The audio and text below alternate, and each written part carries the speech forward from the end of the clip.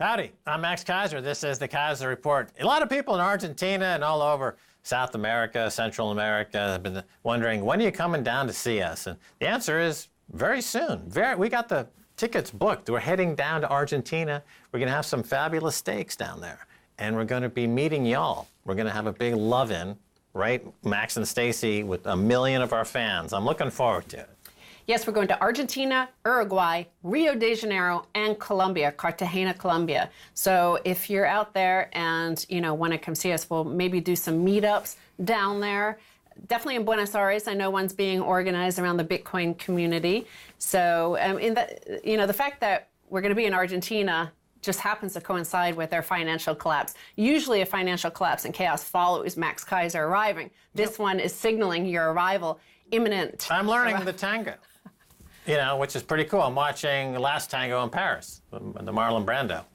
I thought you were going to try to speak some Spanish, because usually those go viral. I usually get unmercifully trolled on YouTube whenever I try to speak Spanish. I don't really speak any Spanish. But of course, much of Latin America, certainly Argentina at the moment, certainly Chile, Ecuador, and Bolivia, what they're going to encounter very soon are many people coming to help them, coming to rescue them. And they'll come with nice fancy suits and private jets, and they're from the IMF, and we're here to help you.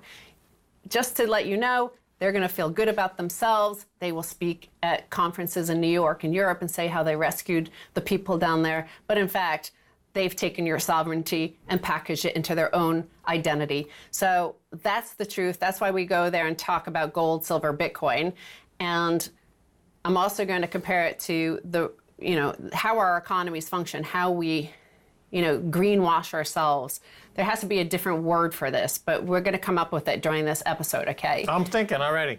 Okay, so you know how there are a lot of Prius driving virtue signalers, and they always have coexist on their bumper stickers on the back of their car, driving around here in North Carolina, driving around the rest of the country. We've seen this all over the country when we've driven across it twice.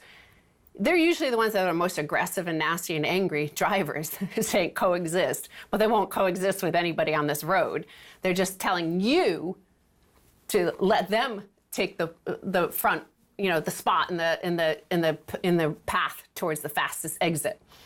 So here is another story which is shocking because of how good a lot of people feel about themselves for recycling. Indonesia's food chain turns toxic as plastic waste exports flood in. Plastic waste exports to Southeast Asia have been implicated in extreme levels of toxins entering the human food chain in Indonesia. A new study that sampled chicken eggs around sites in the country where plastic waste accumulates identified alarming levels of dioxins and polychlorinated biphenyls, long recognized as extremely injurious to human health. In one location, the level of dioxins in eggs collected near an Indonesian factory that burns plastics for fuel were similar to levels in eggs collected near the notorious Agent Orange hotspot in Bien Hoa, Vietnam, which is considered one of the most dioxin-contaminated locations on Earth. Mm-hmm. So it's a war zone in Indonesia, thanks to our virtue signaling here. Right. It's almost hard to have any response at all, because what this implies is an extinction event for humans. And it's tough to talk about, but we see it happening in Indonesia. It's already on the tip of the spear, and it'll be rolled out globally within our lifetime. So it's tough. A few things. First of all, this is the truth of what happened to China. China is the one that banned plastics imports into their own country because they are an emerging economy. They are very wealthy now. They have a huge middle class. The middle class were sick of their children dying and getting sick. So they said, basta, enough, get out. And all this plastic that we here, when we're driving our Prius and our hybrid SUV, we feel good about ourselves and how good we are and how wholesome and pure we are. And the The fact is you're directly responsible for these deaths, these malformed and deformed babies that are being born here in Indonesia is caused directly because of this. And the article talks about the fact that in Indonesia, first, they sent all this plastic there. They were literally a whole town would get swept away by plastic. There would be plastic piled up in all the streets, the alleys, outside people's homes, and then they started to burn it in order to clear it away, and all these dioxins are released into the air. But also, a large part of what's going on over there was that, remember, we used to have Lake Erie or the Erie Canal. Remember how toxic it was. The Hudson River is now pristine, and you have whales going up there, which suggests that there's, all the little micro ingredients that they eat and they rely on. So we're cleaning up the fact is that we sent all our manufacturing over there, which is what is causing the destruction over there. Right. I mean, there's no alternative than universal cooperation to solve the problem of humanity, because humanity is an apex predator on planet Earth. That is if you put a certain number of rats on an island, they will cannibalize each other until there's no more rats. So the population of 7 billion growing humans on planet Earth, we're getting to the point now where we're cannibalizing each other. This pollution problem is essentially human cannibalization. Yeah, but I mean, the point is also that we have cognitive dissonance as a species. We're able to pretend things don't exist. So we're able to pretend there are no consequences to our choices by sending it overseas. Most people won't read this article. Most people will never go to Vietnam or Indonesia or any of these places where the plastics are being dumped. They won't see that this is it's not their pile of plastic that they recycled. Their pile of plastic was wholesome. The same thing with the fact that we no longer have a real economy. We hide it in this explosion in derivatives and debt, and where we could be believe we're the winners, and all those people out there complaining are the deplorables. But my point is, it's because of this belief in the otherness yes. of people divided by race, religion, creed, class. And it's a refusal to accept that we are all one. We are all equal. We are all the same. The framers of the Constitution tried to introduce this idea as a codified way to govern a people, but it's been destroyed over the years, and nothing like it exists anymore. And now we're left with this warring. It's Lord of the Flies. They give you a good literary metaphor there. They land on the island, and the kids go tribal, and they start killing each other. And this is what humanity, unfortunately, is at the end game. So Hillary said America's already great. We're the indispensable people. We are the good guys always, right? So here we have the results, the actual consequences of our own life choices here. Our own lifestyle is this toxic food chain in Indonesia. And they are the other. We don't care about their deaths and the fact that their children are being born with genetic defects. Then there was a tweet this week from a doctor. We won't show the actual photo, but he showed a photo of a baby who died at birth and was severely deformed with genetic mutations. Where was it? Fallujah. So George W. Bush bombed the Iraqi city of Fallujah with depleted uranium in 2004. 15 years later, Fallujah has the highest rate of birth defects in the world, higher than Hiroshima and Nagasaki after the U.S. dropped atom bombs on them. And that was taken from a headline from a few years ago, Toxic Legacy of U.S. Assault on Fallujah, Worse than Hiroshima. So they've had a dramatic increase in infant mortality. Still to this day, 2019, this baby was born severely deformed. These are the consequences of George W. Bush, by the way, good friends with Ellen, who is part of the resistance here. We want to return to the good guys, we're told. George W. Bush was a good guy, we're told. His wars were fine. This baby being deformed, what does Ellen have to say about this child as a direct result of the depleted uranium dropped on Fallujah? Right. Well, look, there's no cure for runaway greed.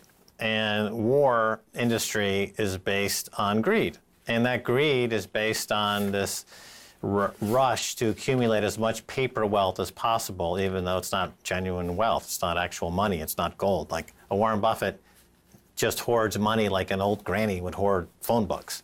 that does incredible damage because it inculcates into the population this notion of holy greed, which supports the defense industry, which then goes to Fallujah and creates deformed babies in the name of profit. This is in order to maintain our lifestyles, right? That we want the free flow of energy, of oil supplies. That's what the argument was why we went in there. That's a whole episode of who was pushing for the Iraq War and why they wanted to go in there and why they wanted to maybe keep the oil reserves away from China. But remember how it was sold to the American people. The indispensable people who are righteous and good-hearted, like we recycle our stuff. We drive Priuses. We're progressive and forward-thinking. We coexist, right? How it was sold, Afghanistan and Iraq, we were going to liberate the women, help the children and the women. Well, researchers found a 38-fold increase in leukemia in Fallujah, a 10-fold increase in female breast cancer, and significant increases in lymphoma and brain tumors in adults. At Hiroshima, survivors showed a 17-fold increase in leukemia. But in Fallujah, Dr. Busby says what is striking is not only the greater prevalence of cancer, but the speed with which it was affecting people. So our consequences are coming faster and faster at us. And you may console yourself that you supported the Iraq War because you liberated women. But here, you gave them cancer that's coming on at a rapid increasing pace. Right, okay, yeah. I still maintain it's driven by unfettered greed for worthless paper, which is tragic. This is the tragic part of this story. And anyone who's concerned about the survivability of humanity, as we all should, needs to sit down with a friend or a stranger or a loved one and do nothing for an hour but occupy the space of each other. And that is enormously satisfying. You don't need to buy a Lamborghini. You don't need to start a war. You don't need to go buy another company. You don't need to accumulate $100 billion.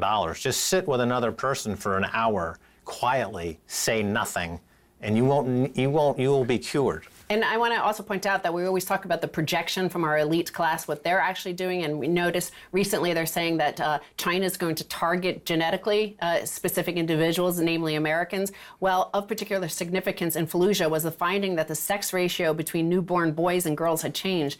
In a normal population, that is 1,050 boys born to 1,000 girls. But for those born from 2005, there was an 18% drop in male births. So the ratio was 850 males to 1,000 females. This is something similar to what happened after Hiroshima. I got the word. Green evangelize. Green evangelize. All right. Green evangelize. Watch out for it. Hey, we're going to take a break. When we come back, much more coming your way.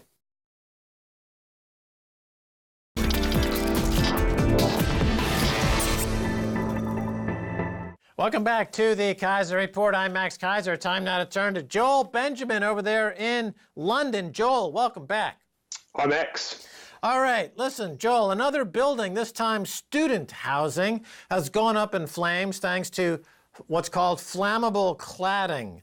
Tell us what's happened, but first, for our international audience, put this latest fire into context of this ongoing issue in the UK, Joel. Sure. So as you say, last Friday there was a major fire in student accommodation up in Bolton. As you point out, it was caused, or at least exacerbated, by flammable cladding on the outside of the building. And if you saw videos of the event, there was flames leaping up the exterior of the building. Hundreds of students had to be evacuated. And thankfully, in this case, there were no fatalities, even though a couple of people were treated at the scene by emergency services. So we had around about 200 firefighters trying to tackle this blaze. And this, of course, comes just 2.5 years after the Grenfell Tower tragedy, where 72 people lost their lives. And that was, again, the result of flammable cladding on the exterior of a tower block, and which, of course, led to widespread calls by firefighters and building safety experts for the removal of this flammable material from tower blocks in residential areas, which is yet to occur. Right, and approximately how many other buildings are there with this problem? Well, what they know, there's about 400 towers which have various types of flammable cladding. As things stand, there's been funding provided by government to remove the sort of cladding from a number of these buildings, but they're focused on largely the publicly owned tower blocks. And as things stand, the private landlords who have flammable cladding problems are yet to address and remove this material. Right, so the firm responsible for the cladding on the Grenfell Tower, which killed 72 people, as you point out there, is an American company. They're refusing to release any documents. What's happening here, Joel? Yeah, so there's been a legal case brought by families of the victims, which is trying to force the company involved, Arconic, to provide publicly released information relevant to the inquiry. As you're probably aware, there's an ongoing series of inquiries here in the UK. This is a separate legal action kind of launched by the families. And as I understand it, the company Arconic is trying to resist releasing information, citing some obscure French law to try and block information being obtained by the families. Right. That's right. It seems like corporations have an awful lot of rights these days, more so than actual humans. And that seems to be the trend going forward. Now, a headline from the BBC reads, quote, Nottinghamshire Council borrows £18 million to pay a toxic £10 million loan. So, Joel, borrowing $18 million to pay down $10 million, that doesn't sound like a good idea. What's going on here? Right. So, local authorities across the UK in their hundreds have been turning to banks to borrow instead of from government.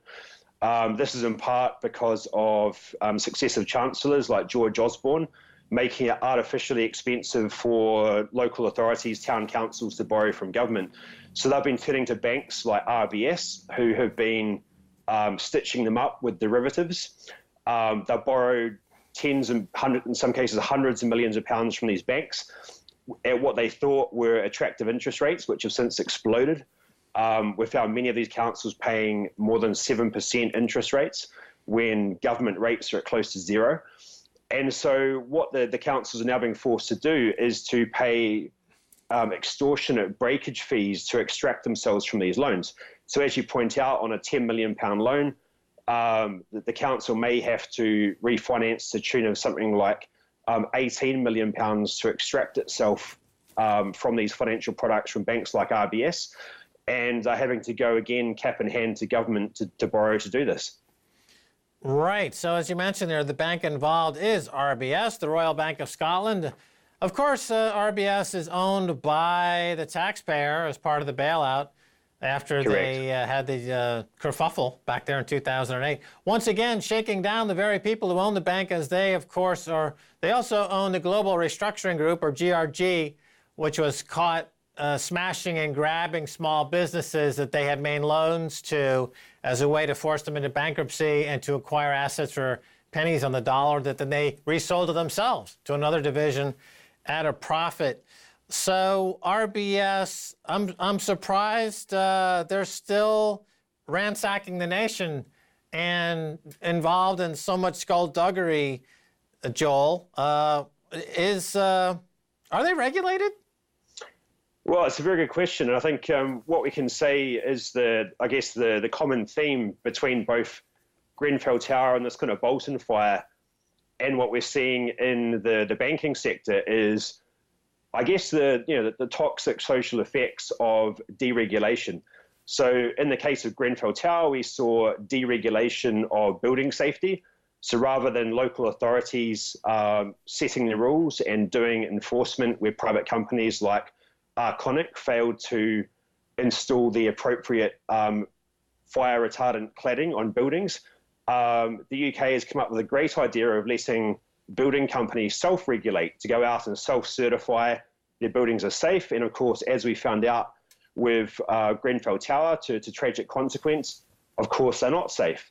Similarly, in the banking sector, we've had too big to fail banks given the power to effectively set their own regulation. We have the Financial Conduct Authority in the UK, which refuses to regulate the financial sector, says that the widespread criminality that's going on in the sector is outside their regulatory perimeter. So again, we have a regulator turning a blind eye to wide-scale crime and misconduct in the financial sector. And of course, on the losing end of both of these scenarios is the tax-paying public. Right. So fill me in on another dimension to this, and that would be in the media space. So the media space in Britain, it's dominated by the BBC in the broadcast space, the TV broadcast space. You also have Channel 4 and ITV. So that pretty much is 90% of all the TV broadcasting. In the print space, you have on the conservative side, you've got the Telegraph and the Financial Times, I suppose. And then on the left or liberal side, supposedly, might argue maybe not so much, but you have the Guardian and other papers. So is there media, does the BBC cover these stories in any vigorous way? For example, RBS, as you indicate there, it's similar here in the United States. Recently, it was discovered that JP Morgan is involved in racketeering, which is an organized crime statute referring to their conspiracy to rig prices in various markets. And so the prosecution of JP Morgan has now entered the criminal phase. Is there anything like this going on in the UK? Well, look, I think it's fair to say that the media have attempted to cover some of these scandals you mentioned, like the global restructuring group at RBS. There's been a regular kind of drip of stories. I guess what I would say is that what the media haven't done is attempted in any way whatsoever to connect the dots between these broad-scale trends I mentioned, like deregulation of financial services, with the impact, which is wide-scale criminal activity in the financial and banking sector centered here in the UK, and the fact that this is a direct consequence of political decisions taken by UK political parties over decades to effectively remove the banking system from the rule of law. And so what you have is RBS GIG acting completely outside of the law to asset strip businesses in their thousands, destroy the lives of, in many cases, successful business people, and then turn around and effectively tell them it's their fault, they did something wrong, and there's nobody there to help them. Now, I guess what the BBC has been doing is going around and taking individual stories and keeping these in the media, keeping people thinking about this issue. What they haven't been able to do is to provide the weight of coverage, if you like, to ensure this becomes a political issue which people can then sort of vote on to change the law. So it's been, very much a fragmented response to these sorts of scandals. And as you point out, part of that is because the majority of the newspapers here in the UK, which effectively the BBC just replicates for its coverage, are owned by kind of right-wing corporate interests who, let's be honest, have no commercial interest in exposing the sheer weight of criminality which goes on in financial services in Britain. Right. So the idea that the financial crimes are victimless crimes is something that you hear often in the mainstream British press, that, well, after all, these are victimless crimes. But what we're saying here is that it's not a victimless crime. But let me ask you this. Finally, you are a debt campaigner. Your thoughts on global debt passing $255 trillion? Yeah, I mean, it's a scary number. Of course, it's not going to mean a lot to the average person. But I think what we can kind of deduce from this is that increasingly global growth and the so-called health of the global economy is inherently linked to ever-increasing amounts of corporate and primarily personal and sort of household debt. So people going into debt to maintain lifestyles of consumption. I mean, we know in Britain wages have stagnated for the last decade. We haven't seen barely any kind of wage growth. And the way people square that circle is going to the bank or to the paddy lender and being sort of forced to borrow. So, I mean, what we really need to see is a return to people being paid an honest wage. They can go out and buy the things they need. without being reliant on banks and sort of payday lenders to fill the gap in their pay packet. Right. So Moody's, the rating agency, has downgraded planet Earth. Apparently, no debt anywhere is worth anything anymore. How do you feel about that? Yeah, well, I mean, it's a natural consequence of having a system where people are basically forced to borrow to continue to exist. People just, as I said, people aren't earning enough money to make ends meet. They're going ever deeper into debt. Governments have also been, as we've seen in the last decade, cutting back on public spending through austerity. And unless we see a fundamental rethink of our economic model, these trends are only going to continue, and we're going to see ever higher rates of corporate and household insolvencies. All righty. Joel Benjamin, thanks so much for being on the Keiser Report. And that's going to do it for this episode of the Keiser Report with me, Max Keiser, and Stacy Herbert. Thanks to our guests once again, Joel Benjamin. If you want to reach us on Twitter, it's Keiser Report. Until next time, bye, y'all.